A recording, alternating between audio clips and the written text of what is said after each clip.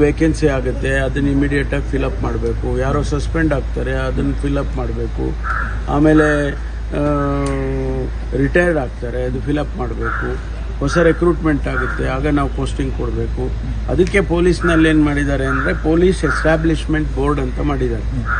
ಆ ಬೋರ್ಡು ತಗೊಳುತ್ತೆ decision. Inspectors, DYSPಗಳು, additional SP ಗಳು ಇವರೆಲ್ಲ ಡಿಸಿಷನ್ ತಗೊಳುತ್ತೆ. ಆದರೆ ಕಾನ್ಸ್ಟೇಬಲರಿಗೆ IG ಗಳು ಮಾಡ್ತಾರೆ. ಸಬ್ ಇನ್ಸ್ಪೆಕ್ಟರ್ಗಳು, ಕಾನ್ಸ್ಟೇಬಲ್ಸು ಅವರಿಗೆಲ್ಲ IG ಗಳು ಮಾಡ್ತಾರೆ. ನಮ್ಮಲ್ಲಿ ಆ ಥರ ಟೈಮ್ ಫ್ರೇಮ್ ಇಲ್ಲ, ಅದಕ್ಕೆ ವಿಳಂಬದ ಪ್ರಶ್ನೆ ಬರೋದಿಲ್ಲ. ಎಲ್ಲ ಹೈಕಮಾಂಡ್ ಅಂಗಳಕ್ಕೆ ಹೋಗಿದೆ ಈ ವಿಚಾರ ಅಂತ ಇಲ್ಲ. ಆ ರೀತಿ ನಾನು ಈಗ ನೆನ್ನೆ 130 ಇನ್ಸ್ಪೆಕ್ಟರ್ಗಳದ್ದು ಟ್ರಾನ್ಸ್ಫರ್ಸ್ ಮಾಡಿದ್ವಿ. ಒಂದು 30-40 DYSPಗಳು ಮಾಡಿದ್ವಿ. ಅದು ಪರ ವಿರೋಧ ಅವ್ರು ಕೇಳಿದ್ರು ಇವ್ರು ಕೇಳಿದ್ರು ಇದ್ದೇ ಇರುತ್ತೆ. ಆದರೆ ಅಲ್ಲಿ ನಾವು ಅಲ್ಲಿನ ಸಾಧಕ ಬಾಧಕಗಳನ್ನು ನೋಡಿಕೊಂಡು ಇಲಾಖೆಯಲ್ಲಿ ಮಾಡ್ತೇವೆ.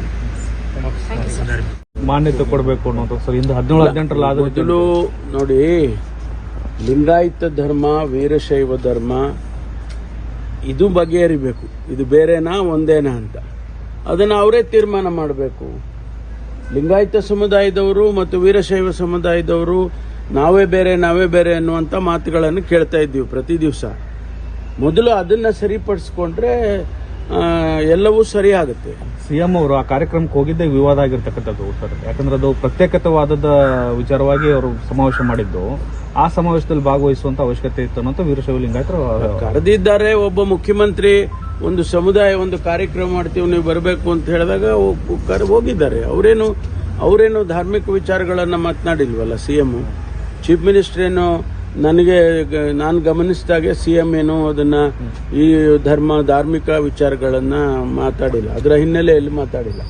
ಮೆಟ್ರೋಗೆ ಮೆಟ್ರೋ ಇಡಬೇಕು ಅನ್ನೋದು ಕೂಡ ಚರ್ಚೆ ಬಂದಿದೆ ಸರ್. ಅದು ಚರ್ಚೆ ಆಗುತ್ತೆ, ಕ್ಯಾಬಿನೆಟ್ಗೆ ಬರುತ್ತೆ ಅಂತ ಪ್ರಸ್ತಾವನೆ ಇದ್ದ ಕ್ಯಾಬಿನೆಟ್ಗೆ ಬರುತ್ತೆ. ಕ್ಯಾಬಿನೆಟ್ ಅಲ್ಲಿ ನಾವೆಲ್ಲ ಚರ್ಚೆ ಮಾಡ್ತೀವಿ.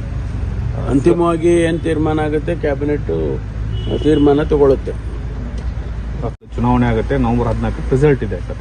ಆ ಬಳಿಕ ರಾಜ್ಯದಲ್ಲೂ ಕೂಡ ಒಂದಷ್ಟು ಬದಲಾವಣೆಗಳು ಆಗೋಕೆ ಹೈಕಮಾಂಡ್ ಮುಂದಾಗುತ್ತೆ. ಹೇಗೆ ಸರ್ ಚುನಾವಣೆ ಹೇಗೆ ನೋಡ್ತಿದ್ರಿ? ಇಲ್ಲ, ಅದು ಚುನಾವಣೆ ಬದಲಾವಣೆ ಮಾಡೋದಕ್ಕೆ ಚುನಾವಣೆನೇ ಬೇಕಾ? ಮಾಡೋದಿದ್ರೆ ಮಾಡ್ತಾರೆ, ಹೈಕಮಾಂಡ್ನವರು ಮಾಡೋದಿದ್ರೆ ಮಾಡ್ತಾರೆ. ಅದು ಚುನಾವಣೆಯ ಹಿಂದೆ ಮುಂದೆ ಅನ್ನುವಂಥ ಪ್ರಶ್ನೆ ಅಲ್ಲ.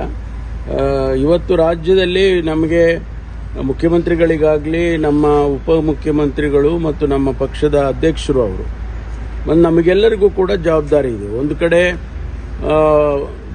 ದೊಡ್ಡ ಪ್ರವಾಹ ಆಗ್ತಾ ಇದೆ ಉತ್ತರ ಕರ್ನಾಟಕದಲ್ಲಿ, ಅದಕ್ಕೆ ನಾವು ಗಮನ ಹರಿಸಬೇಕು. ಮತ್ತೊಂದು ಕಡೆ ಈ ಭಾಗದಲ್ಲಿ ದಕ್ಷಿಣ ಕರ್ನಾಟಕದಲ್ಲಿ ಅನೇಕ ಸಮಸ್ಯೆಗಳಿವೆ, ಬೆಂಗಳೂರಿನಲ್ಲೇ ಅನೇಕ ಸಮಸ್ಯೆಗಳಿದ್ದಾವೆ. ಇವೆಲ್ಲ ಬಗೆಹರಿಸ್ತಕ್ಕಂಥದ್ದು ನಮ್ಮ ಪ್ರಯಾರಿಟಿ, ಆದ್ಯತೆ. ನಮಗೆ ಅದರ ಮೇಲೆ ಹೋಗಬೇಕೇ ವಿನಃ ನಮ್ಮಲ್ಲೇನೋ ಬದಲಾವಣೆ ಅದು ಇದು ಅನ್ನೋದ್ರ ಬಗ್ಗೆ ಹೆಚ್ಚಿನ ಗಮನ ಹರಿಸುವ ಅಗತ್ಯ ಇಲ್ಲ. ಸಚಿವ ಸಂಪುಟ ಪುನರ್ರಚನೆ ಬಗೆಹರಿಸಿ ಅನ್ನೋ ಒಂದು ಒತ್ತಾಯಗಳು ತುಂಬಾ ಕೇಳ್ಪಡ್ತಾ ಇದೆ. ಸತೀಶ್ ಜಾರಕಿಹೊಳಿ ಅವರು ಕೂಡ ಇದನ್ನೇ ಮಾತು ಹೇಳಿದ್ದಾರೆ. ಯಾವುದು ಗೊಂದಲ? ನಾವು 5 ವರ್ಷಕ್ಕೆ CM ಆಯ್ಕೆ ಮಾಡಿದ್ವಿ ಒಂದ್ಸಾರಿ ಸತೀಶ್ ಜಾರಕಿಹೊಳಿ ಅವರು ಹೇಳಿದ್ದು ಸರಿ ಇದೆ. ಪ್ರತಿ ದಿವಸ ನಾವು ಪತ್ರಿಕೆಯಲ್ಲಿ ನೋಡ್ತಾ ಇದ್ವಿ, ಮೀಡಿಯಾದಲ್ಲಿ ನೋಡ್ತಾ ಇದ್ವಿ, ಒಬ್ಬೊಬ್ಬರು ಒಂದೊಂದು ಹೇಳಿಕೆಗಳನ್ನು ಕೊಡ್ತಿದ್ದಾರೆ. ಅದನ್ನ ಬಗೆಹರಿಸಬೇಕು ಅಂತ ಹೇಳಿರೋದು ಸರಿ ಇದೆ. ಅದನ್ನ ಹೈಕಮಾಂಡ್ನವರು ಮಾಡ್ತಾರೆ. ಹೈಕಮಾಂಡ್ನವ್ರ ಗಮನಕ್ಕೆ ಇವೆಲ್ಲ ಹೈಕಮಾಂಡ್ನವ್ರ ಗಮನಕ್ಕೆ ಹೋಗುತ್ತೆ. ಅದನ್ನ ಅವರು ಯಾವ ಸಂದರ್ಭದಲ್ಲಿ ಯಾವ ಔಷಧಿ ಕೊಡಬೇಕು ಅಂತ ಹೇಳಿ ಅವ್ರಿಗೆ ಗೊತ್ತಿದೆ, ಮಾಡ್ತಾರೆ. ಇದು ಹಾಗೆ ಬಿಟ್ಕೊಂಡು ಹೋದ್ರೆ ಇನ್ನೂ ಚರ್ಚೆ ವಿಷಯ ಆಗಿ ಉಳಿತಿದೆ. ಅದೇ ಈಗ ಅವ್ರು ಹೇಳಿದಾರಲ್ಲ, ಸತೀಶ್ ಹೇಳಿದಾಗೆ ನಾನು ಕೂಡ ಹೇಳ್ತೇನೆ, ಗೊಂದಲ ಬಗೆಹರಿಸಿ ಅಂತ. ಪ್ರತ್ಯೇಕ ಲಿಂಗಾಯತ ಧರ್ಮಕ್ಕೆ ಮತ್ತೆ ಇಲ್ಲ, ಅದನ್ನೇ ನಾನು ಹೇಳಿದ್ದು. ಅದನ್ನ ಹೈಕಮಾಂಡ್ನವರು ಗಮನಿಸ್ತಾರೆ. ಆದರೆ ನಮ್ಮ ಆದ್ಯತೆಗಳೇನು ಅಂತ, our priorities at the moment it is only the floods and other developmental activities. ಅದ್ರ ಮೇಲೆ ನಾವು ಗಮನ ಹರಿಸಬೇಕು. ಪ್ರಚಾರಕ್ಕೆ ಹೋಗ್ತೀರಾ ಸರ್? ಚುನಾವಣಾ ಪ್ರಚಾರಕ್ಕೆ ಗೊತ್ತಿಲ್ಲ ನಮ್ಗೆ. ACCನವರು ನಮ್ಮನ್ನು ಕರೆದ್ರೆ ಹೋಗ್ತೀವಿ. ಅವರು ಬೇರೆ ಬೇರೆ ರಾಜ್ಯದಿಂದ ಎಲ್ಲರನ್ನೂ ಹಾಕ್ತಾರೆ, ಒಂದೊಂದ್ಸಾರಿ ಇನ್ಚಾರ್ಜ್ ಅಂತ ಮಾಡ್ತಾರೆ. ಒಂದ್ ವೇಳೆ ನನಗೂ ಕೂಡ ಜವಾಬ್ದಾರಿ ಕೊಟ್ಟರೆ ಹೋಗ್ತೇನೆ.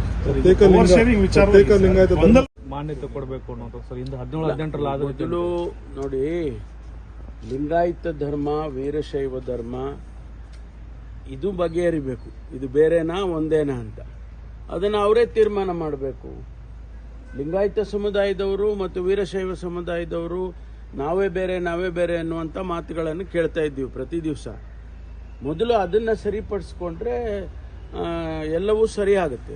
ಸಿಎಂ ಅವರು ಆ ಕಾರ್ಯಕ್ರಮಕ್ಕೆ ಹೋಗಿದ್ದೇ ವಿವಾದ ಆಗಿರ್ತಕ್ಕಂಥದ್ದು ಸರ್. ಯಾಕಂದ್ರೆ ಅದು ಪ್ರತ್ಯೇಕತಾವಾದದ ವಿಚಾರವಾಗಿ ಅವರು ಸಮಾವೇಶ ಮಾಡಿದ್ದು, ಆ ಸಮಾವೇಶದಲ್ಲಿ ಭಾಗವಹಿಸುವಂತ ಅವಶ್ಯಕತೆ ಇತ್ತು ಅನ್ನೋ ವೀರಶೈವ ಲಿಂಗಾಯತರು ಕರೆದಿದ್ದಾರೆ. ಒಬ್ಬ ಮುಖ್ಯಮಂತ್ರಿ ಒಂದು ಸಮುದಾಯ ಒಂದು ಕಾರ್ಯಕ್ರಮ ಮಾಡ್ತೀವಿ ನೀವು ಬರಬೇಕು ಅಂತ ಹೇಳಿದಾಗ ಹೋಗಿದ್ದಾರೆ. ಅವರೇನು ಧಾರ್ಮಿಕ ವಿಚಾರಗಳನ್ನು ಮಾತನಾಡಿಲ್ವಲ್ಲ ಸಿಎಂ.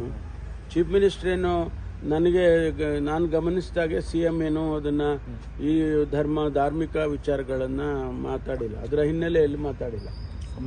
ಬಸವ ಮೆಟ್ರೋ ಇಡಬೇಕು ಅನ್ನೋದು ಕೂಡ ಚರ್ಚೆ ಬಂದಿದೆ ಸರ್. ಅದು ಚರ್ಚೆ ಆಗುತ್ತೆ, ಕ್ಯಾಬಿನೆಟ್ಗೆ ಬರುತ್ತೆ ಅಂತ ಪ್ರಸ್ತಾವನೆ ಇದ್ದ ಕ್ಯಾಬಿನೆಟ್ಗೆ ಬರುತ್ತೆ. ಕ್ಯಾಬಿನೆಟ್ ಅಲ್ಲಿ ನಾವೆಲ್ಲ ಚರ್ಚೆ ಮಾಡ್ತೀವಿ. ಅಂತಿಮವಾಗಿ ಏನ್ ತೀರ್ಮಾನ ಆಗುತ್ತೆ ಕ್ಯಾಬಿನೆಟ್ ತೀರ್ಮಾನ ತಗೊಳುತ್ತೆ. ಚುನಾವಣೆ ಆಗುತ್ತೆ, ನವೆಂಬರ್ 14 ರಿಸಲ್ಟ್ ಇದೆ ಸರ್. ಆ ಬಳಿಕ ರಾಜ್ಯದಲ್ಲೂ ಕೂಡ ಒಂದಷ್ಟೇನಾದ್ರು ಬದಲಾವಣೆಗಳ ಆಗೋಕೆ ಹೈಕಮಾಂಡ್ ಮುಂದಾಗುತ್ತೆ. ಹೇಗೆ ಸರ್ ಚುನಾವಣೆ ಹೇಗೆ ನೋಡ್ತಿದ್ದೀರಿ? ಇಲ್ಲ, ಅದು ಚುನಾವಣೆ ಬದಲಾವಣೆ ಮಾಡೋದಕ್ಕೆ ಚುನಾವಣೆನೇ ಬೇಕಾ? ಮಾಡೋದಿದ್ರೆ ಮಾಡ್ತಾರೆ, ಹೈಕಮಾಂಡ್ನವರು ಮಾಡೋದಿದ್ರೆ ಮಾಡ್ತಾರೆ. ಅದು ಚುನಾವಣೆಯ ಹಿಂದೆ ಮುಂದೆ ಅನ್ನುವಂಥ ಪ್ರಶ್ನೆ ಅಲ್ಲ. ಇವತ್ತು ರಾಜ್ಯದಲ್ಲಿ ನಮಗೆ ಮುಖ್ಯಮಂತ್ರಿಗಳಿಗಾಗಲಿ ನಮ್ಮ ಉಪಮುಖ್ಯಮಂತ್ರಿಗಳು ಮತ್ತು ನಮ್ಮ ಪಕ್ಷದ ಅಧ್ಯಕ್ಷರು ಅವರು ಮತ್ತು ನಮಗೆಲ್ಲರಿಗೂ ಕೂಡ ಜವಾಬ್ದಾರಿ ಇದೆ. ಒಂದು ಕಡೆ ದೊಡ್ಡ ಪ್ರವಾಹ ಆಗ್ತಾ ಇದೆ ಉತ್ತರ ಕರ್ನಾಟಕದಲ್ಲಿ, ಅದಕ್ಕೆ ನಾವು ಗಮನ ಹರಿಸಬೇಕು. ಮತ್ತೊಂದು ಕಡೆ ಈ ಭಾಗದಲ್ಲಿ ದಕ್ಷಿಣ ಕರ್ನಾಟಕದಲ್ಲಿ ಅನೇಕ ಸಮಸ್ಯೆಗಳಿವೆ, ಬೆಂಗಳೂರಿನಲ್ಲೇ ಅನೇಕ ಸಮಸ್ಯೆಗಳಿದ್ದಾವೆ. ಇವೆಲ್ಲ ಬಗೆಹರಿಸ್ತಕ್ಕಂಥದ್ದು ನಮ್ಮ ಪ್ರಯಾರಿಟಿ, ಆದ್ಯತೆ. ನಮಗೆ ಅದರ ಮೇಲೆ ಹೋಗಬೇಕೇ ವಿನಃ ನಮ್ಮಲ್ಲೇನೋ ಬದಲಾವಣೆ ಅದು ಇದು ಅನ್ನೋದ್ರ ಬಗ್ಗೆ ಹೆಚ್ಚಿನ ಗಮನ ಹರಿಸುವ ಅಗತ್ಯ ಇಲ್ಲ. ಸಚಿವ ಸಂಪುಟ ಪುನರ್ರಚನೆ ಮೊನ್ನೆ ಸುಪ್ರೀಂ ಕೋರ್ಟ್ ಸೀಸನ್ ಮೇಲೆ ಶೂಗೊಳಿಸಿದ್ದೀರಾ ಮತ್ತು ಸನಾತನ ಧರ್ಮಕ್ಕೆ ಅವಮಾನ ಮಾಡಿದ್ದೀರಾ? ಮೊದಲನೇದಾಗಿ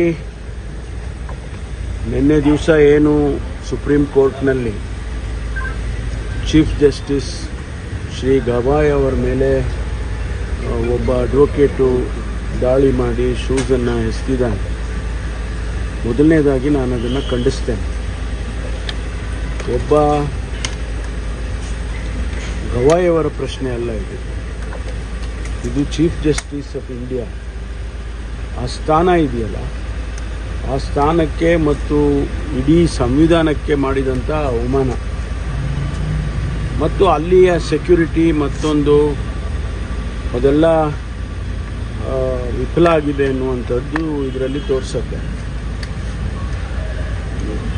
ನ್ಯಾಯಾಲಯದಲ್ಲಿ ಅದರಲ್ಲೂ ಕೂಡ ಪರಮೋಚ್ಚ ನ್ಯಾಯಾಲಯದಲ್ಲೇ ಇಂಥ ಘಟನೆ ನಡೀತದೆ ಅಂತ ಹೇಳಿದರೆ ಆ ಅಡ್ವೊಕೇಟನ್ನು ಮೊದಲು ಅರೆಸ್ಟ್ ಮಾಡಿ ಅವನಿಗೆ ಕಾನೂನು ಪ್ರಕಾರ ಶಿಕ್ಷೆ ಮಾಡಬೇಕಾಗಿತ್ತು. ಅದು ಯಾಕೆ ಅವರು ಬಿಟ್ಟು ಕಳಿಸಿದ್ದಾರೆ ಗೊತ್ತಿಲ್ಲ ನನಗೆ. ಇಮಿಡಿಯೇಟ್ಲಿ ಅವನನ್ನು ಅರೆಸ್ಟ್ ಮಾಡಬೇಕು, ಅವನ ಮೇಲೆ ಕ್ರಮ ತಗೋಬೇಕು, ಕಾನೂನು ಪ್ರಕಾರ ಕ್ರಮ ತಗೋಬೇಕು. ಎರಡನೇದು, ಅವನು ಆಡಿರ್ತಕ್ಕಂಥ ಮಾತು ಸನಾತನ ಧರ್ಮದ ಬಗ್ಗೆ ಅವನು ಮಾತಾಡಿದ್ದಾನೆ. ಅವರು ಯಾವುದೇ ರೀತಿಯ ತೀರ್ಪುಗಳನ್ನು ಕೊಡುವಾಗ ಅವರು ಕೂಡ ತೀರ್ಪನ್ನು ನ್ಯಾಯದ ಹಿನ್ನೆಲೆಯಲ್ಲಿ ತೀರ್ಪನ್ನು ಕೊಟ್ಟಿರ್ತಾರೆ. ಅವರು ಬಯಾಸ್ಡ್ ಆಗಿ ತೀರ್ಪು ಕೊಡೋಕ್ಕಾಗೋದಿಲ್ಲ. All the laws are laid out, ಕಾನೂನನ್ನು ಬರೆದಿಟ್ಟಿದ್ದಾರೆ. ಆ ಕಾನೂನಿನ ಚೌಕಟ್ಟಿನಲ್ಲೇ ಅವರು ತೀರ್ಪುಗಳನ್ನು ಕೊಡ್ತಾರೆ. ಅಂಥದ್ರಲ್ಲಿ ಇವರು ಅದನ್ನೇ ಒಂದು ಎಕ್ಸ್ಕ್ಯೂಸ್ ಮಾಡಿಕೊಂಡು ಸನಾತನ ಧರ್ಮದ ವಿಚಾರದಲ್ಲಿ ಅವ್ರು ಮಾಡಿದ ಮಾತು ಅಂತ ಹೇಳಿಕೊಂಡು ಆ ರೀತಿ ಮಾಡೋದಿದೆಯಲ್ಲ, ಅದನ್ನು ನಾನು ಖಂಡಿಸ್ತೇನೆ. ಅದರಲ್ಲೂ ಕೂಡ ವಿಶೇಷವಾಗಿ ಅವರು ಇದನ್ನು ನಾನು ಹೇಳಬಾರ್ದು, ಆದರೂ ಹೇಳೋದೇ ವಿಧಿ ಇಲ್ಲ.